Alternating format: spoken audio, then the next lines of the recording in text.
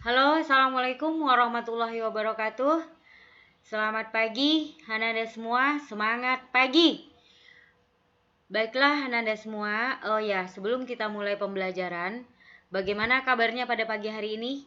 Semoga Nanda tetap sehat, tetap semangat untuk mengikuti pembelajaran kita pada pagi hari ini. Oh ya, sebelum kita mulai pembelajaran pada pagi hari ini, marilah kita berdoa. Ananda yang muslim membacakan basmalah dan Ananda yang non-muslim berdoa menurut agama dan kepercayaan masing-masing. Berdoa dimulai. Bismillahirrahmanirrahim. Baiklah Ananda semua, ini merupakan pembelajaran kita berikutnya bahwa kemarin kita sudah mempelajari berbagai macam lingkungan eksternal dan seperti kita tahu bahwa dalam suatu perusahaan tidak akan lepas dengan yang namanya lingkungan. Bahkan kegagalan dan keberhasilan suatu perusahaan dalam menjalankan bisnisnya sangat-sangat dipengaruhi oleh yang namanya lingkungan. Yang dalam hal ini kita sebut lingkungan bisnis dan ini kita sudah bahas sebelumnya. Nah, kali ini kita akan membahas tentang lingkungan internal perusahaan. Yuk kita lihat.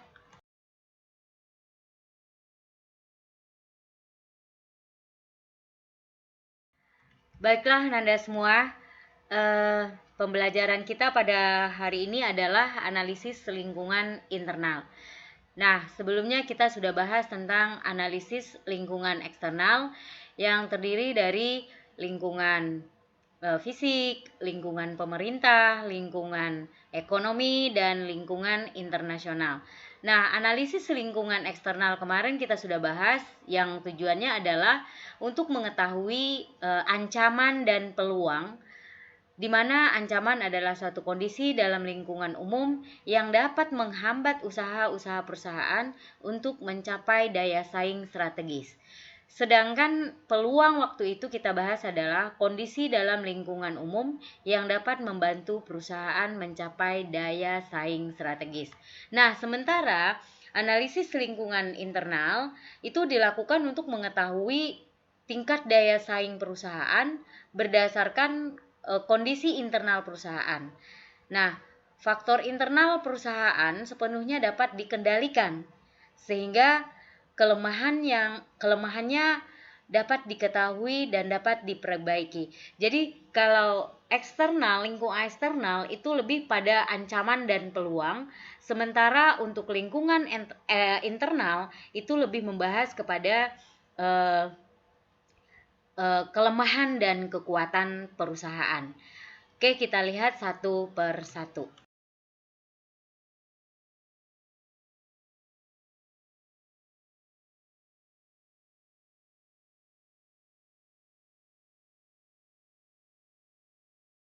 Oke, sekarang kita lihat pengertian lingkungan internal dulu atau internal environment. Di sini ada banyak pengertian yang dikemukakan oleh para ahli. Nah, di sini kita ambil menurut George dan Gluck.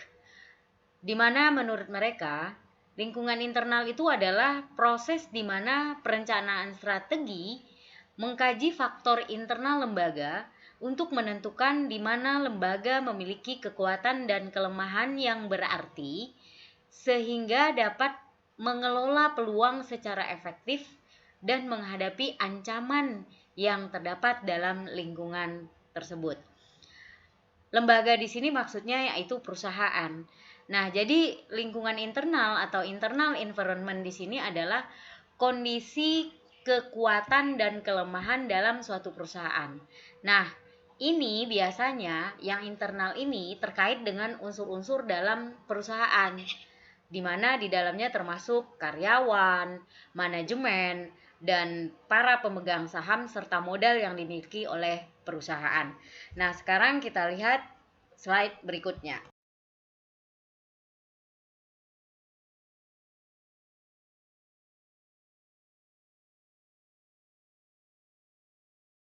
Oke, sekarang kita lihat pengertian analisis lingkungan internal.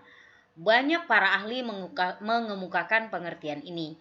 Di sini kita hanya ambil satu pengertian para ahli, nanti Ananda cari pengertian analisis lingkungan menurut ahli yang lainnya.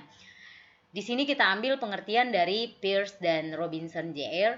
dalam Kotler 2005 yang mengatakan bahwa analisis lingkungan internal itu adalah pengertian mengenai pencocokan kekuatan dan kelemahan internal dengan peluang dan ancaman eksternal. Jadi, analisis lingkungan internal ini adalah suatu proses atau kegiatan untuk mengukur sejauh mana kekuatan dan kelemahan suatu perusahaan agar perusahaan tahu di mana posisi mereka berada. Nah, hasil dari analisis lingkungan internal ini akan menghasilkan kekuatan dan kelemahan perusahaan. Intinya di situ. Nah, kekuatan atau keunggulan perusahaan itu meliputi keunggulan pemasaran, keunggulan sumber daya manusianya, keunggulan keuangannya, keunggulan operasi dan keunggulan organisasi serta manajemennya. Nah, sekarang kita lihat slide berikutnya.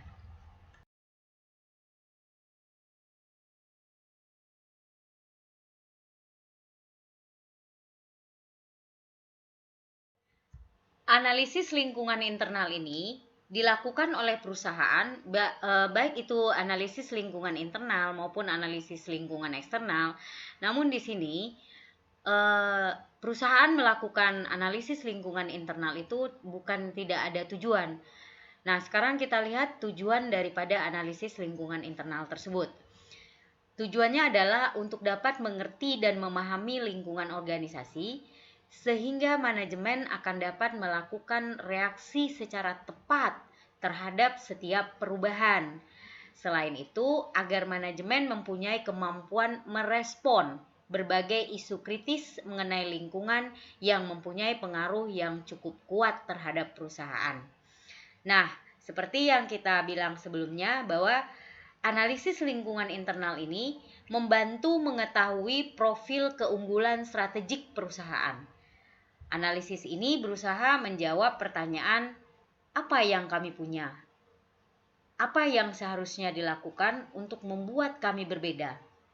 Inti dari pertanyaan di atas adalah berusaha untuk mencari keunggulan-keunggulan yang dapat membedakan satu perusahaan dengan perusahaan yang lain atau membedakan dengan para pesaingnya. Sampai di sini bisa dipahami?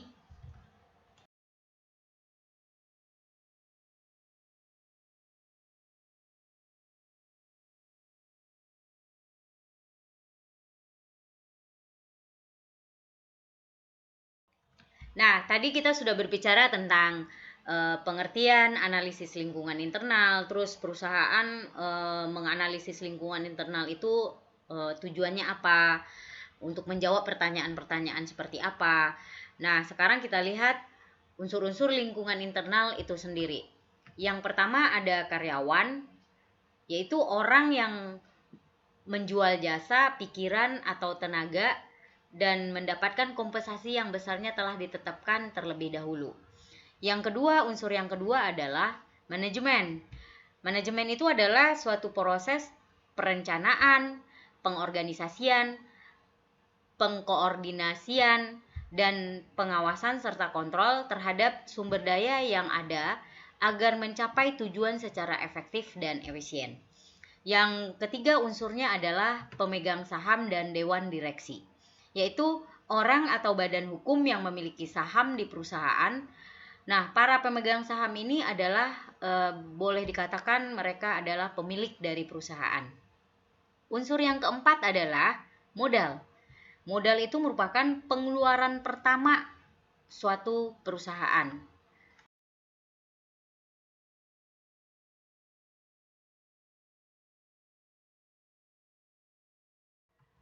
Sekarang kita lihat unsur lingkungan internal yang pertama, yaitu karyawan.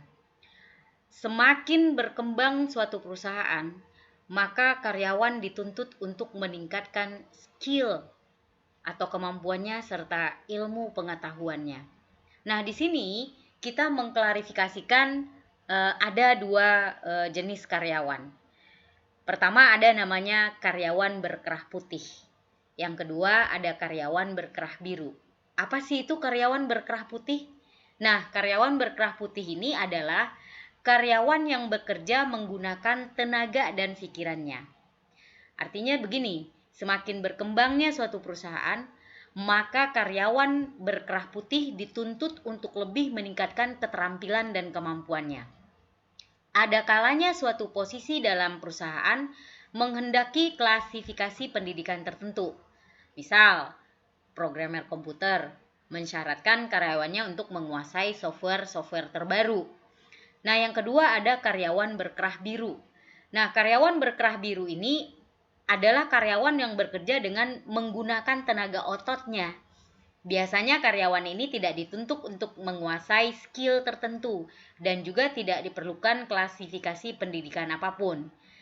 Karyawan berkerah biru biasanya digaji dengan sistem insentif, yaitu besar gaji yang mereka dapat sebanding dengan besar hasil yang mereka hasilkan, baik itu harian, mingguan, ataupun bulanan.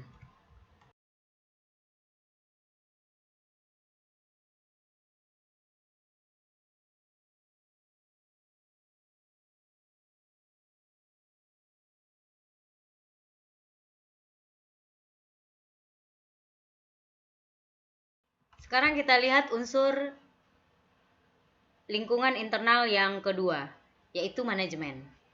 Manajemen juga diartikan sebagai sebuah proses perencanaan, pengorganisasian, pengkoordinasian, dan pengkontrolan sumber daya untuk mencapai sasaran secara efektif dan efisien.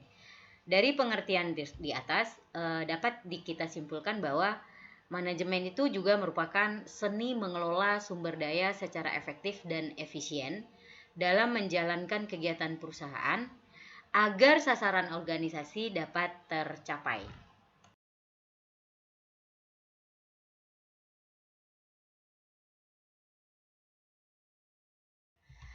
Tadi dari pengertian manajemen di atas bahwa manajemen itu adalah seni mengelola sumber daya secara efektif dan efisien dalam menjalankan kegiatan perusahaan agar sasaran organisasi dapat tercapai. Nah, di sini ada beberapa kegiatan perusahaan yang harus dikelola dengan baik seperti satu, logistik ke dalam. Logistik ke dalam ini adalah aktivitas ini terkait dengan penerimaan penyimpanan informasi yang terdiri dari pergudangan, persediaan atau jadwal pengiriman. Yang kedua, kegiatan yang kedua adalah operasi. Aktivitas ini berhubungan dengan transformasi input produksi menjadi produk akhir yang terdiri dari perakitan pengetesan, permesinan, pengepakan, dan pemeliharaan mesin. Yang ketiga, ada logistik keluar. Kegiatan ini atau aktivitas ini berhubungan dengan pengumpulan, penyimpanan, dan distribusi produk kepada konsumen. Terus yang keempat ada pemasaran dan penjualan. Dalam kegiatan ini, perusahaan menyediakan fasilitas sehingga konsumen dapat membeli produk dan mencakup pula kegiatan seperti penentuan harga, jalur distribusi, periklanan, penjualan, dan promosi. Nah, yang kelima, kegiatan pelayanan. Kegiatan ini dalam aktivitas ini berhubungan dengan pemeliharaan nilai dari suatu produk yang terdiri dari penyediaan suku cadangnya, pelatihan, instalasi atau pemasangan, perbaikan dan pemeliharaan dari produk yang kita keluarkan.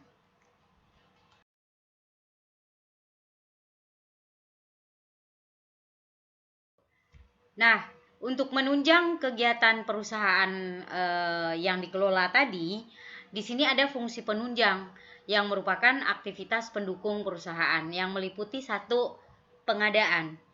Merupakan fungsi dari bagian pengadaan yang mencakup semua prosedur pembelian dengan pemasok yang melibatkan antar perusahaan. Yang kedua, ada pengembangan teknologi. Tidak hanya pengembangan teknologi dalam hal mesin dan proses saja, tapi juga pengetahuan atau keahlian, serta prosedur dan sistem. Dan yang ketiga ada sumber daya manusia atau manajemen sumber daya manusia. Termasuk di dalamnya semua aktivitas, misalnya perekrutan karyawan, pelatihan karyawan, pengembangan karyawan, dan penilaian kinerja karyawan. Nah, fungsi pendukung yang terakhir adalah infrastruktur perusahaan. Ini meliputi manajemen secara umum, dari perencanaan dan keuangan, pengendalian kualitas, dan sistem informasi. Infrastruktur perusahaan mendukung semua aktivitas rantai nilai yang dapat membantu perusahaan dalam mencapai keunggulan bersaing.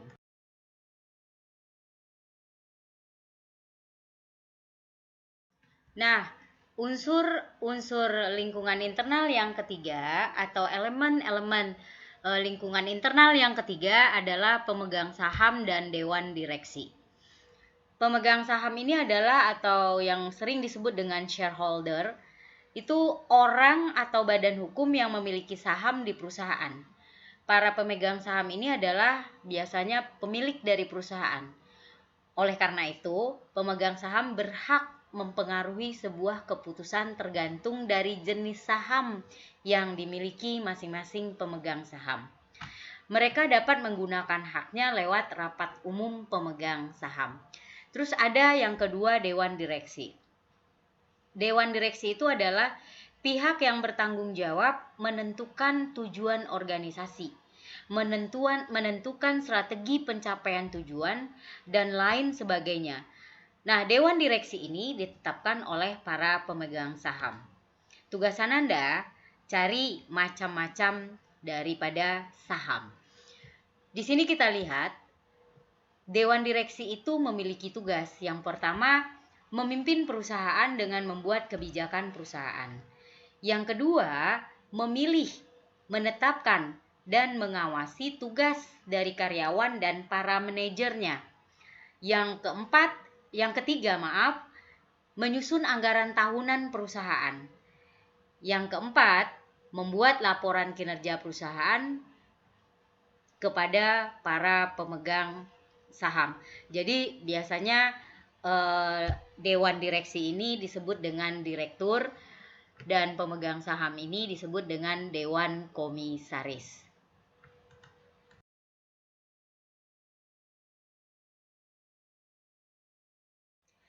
Sampailah kita pada unsur-unsur lingkungan internal yang terakhir, yaitu modal, atau orang sering menyebutnya dengan capital.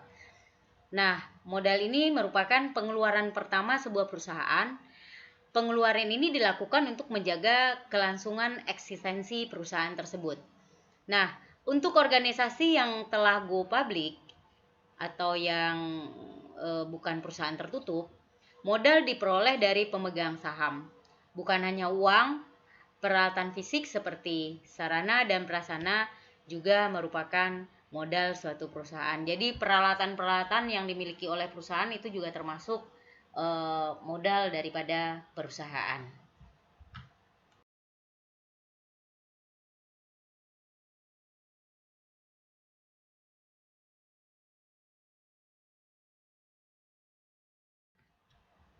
Sekarang kita lihat pengaruh lingkungan internal itu terhadap perusahaan.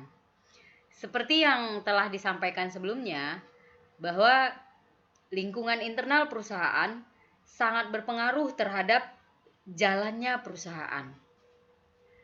Lantas, bagaimana pengaruh itu terjadi? Besar kecilnya pengaruh lingkungan pada perusahaan dapat kita lihat dari seberapa besar ketergantungan perusahaan terhadap lingkungan tersebut. Misal, produk berupa barang atau jasa merupakan output dari perusahaan yang nantinya akan dikonsumsi oleh masyarakat yang ada di lingkungan perusahaan tersebut. Tapi, di sisi lain, perusahaan juga membutuhkan berbagai jenis input atau yang disebut di sini misalnya bahan bakunya untuk menghasilkan produk tadi dari lingkungannya agar mampu si perusahaan menghasilkan output yang bagus atau optimal. Tapi ada kalanya input yang dibutuhkan oleh perusahaan dikuasai oleh perusahaan atau organisasi lain yang ada di lingkungan perusahaan tersebut. Sehingga perusahaan terpaksa memiliki ketergantungan sumber daya terhadap lingkungannya. Terus, jika pertukaran input dan output ini tidak seimbang, maka posisi perusahaan menjadi berbahaya. Sampai di sini penjelasan Bu Reza. Tolong dipelajari kembali dari lingkungan eksternal dan internal, karena nanti akan ada tugas di Google Classroom. Dengan berakhirnya materi kita pada pagi hari ini, maka untuk lingkungan bisnis yang terdiri dari lingkungan eksternal dan internal juga berakhir pada hari ini.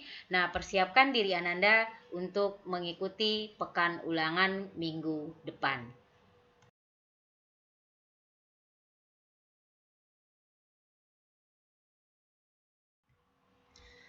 Oke, sampai di sini penjelasan atau uraian materi dari tentang lingkungan internal. Seperti yang Bu Reja bilang tadi, bahwa berakhirnya materi kita pada pagi hari ini untuk lingkungan bisnis, maka tolong persiapkan diri Ananda minggu depan kita akan melakukan pekan ulangannya. Nah, sampai di sini, see you next time. Sebelum kita mengakhiri, yuk mari kita sama-sama yang muslim membaca hamdalah dan Ananda yang non-muslim berdoa menurut agama dan kepercayaan masing-masing. Alhamdulillahirabbil alamin. Ingat Ananda semua, sekali lagi Bu Reja tekankan, pembelajaran yang terjadi di sini itu merupakan proses buatmu untuk menghasilkan manusia-manusia yang berkarakter dan manusia-manusia yang unggul. Di mana nanti kamu akan merasakan, ingat bahwa hasil tidak pernah membohongi usahamu. Sekian, see you next time and bye-bye.